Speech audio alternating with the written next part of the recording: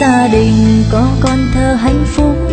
Vậy mà tại sao anh còn nói yêu em? Anh đến bên em cho em một tiếng cười, nụ cười hoa trong dòng nước mắt.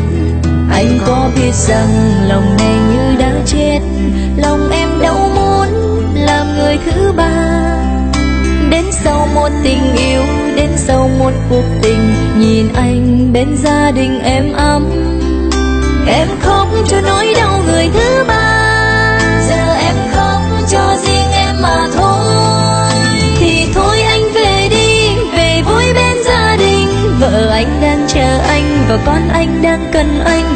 Đừng quan tâm gì em và đừng nói nữa người ơi, hãy để cho em được bình yên. Ngày xưa không gặp nhau thì ngày nay đau buồn đau, giờ đây kẻ khóc trái ngang tình khổ đau. Làm sao em cười vui, làm sao quên được anh đã cho em về tình đau.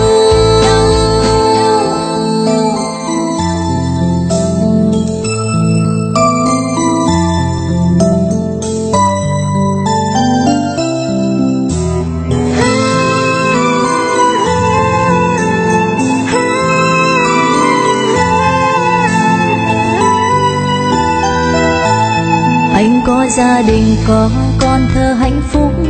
Vậy mà tại sao anh lại yêu em? Anh đến bên em cho em một tiếng cười, nụ cười hoa trong dòng nước mắt. Anh có biết rằng lòng này như đã chết, lòng em đâu muốn làm người thứ ba. Đến sau một tình yêu, đến sau một cuộc tình, nhìn anh bên gia đình êm ấm, em khóc cho nỗi đau người thứ ba.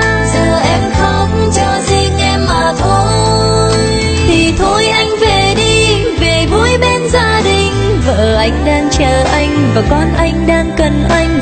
Đừng quan tâm gì em và đừng nói nữa người ơi, hãy để cho em được bình yên. Ngày xưa không gặp nhau thì ngày nay đau buồn đau, giờ đây kẻ khóc trái ngang tình khổ đau. Làm sao quên được anh, làm sao có thể cười, anh đã cho em về tình đau.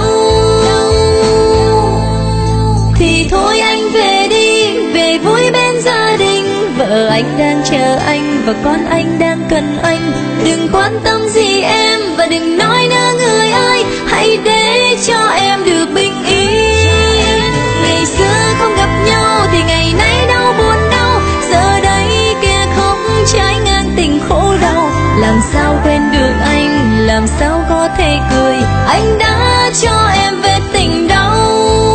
Làm sao em cười vui, làm sao quên được anh đã cho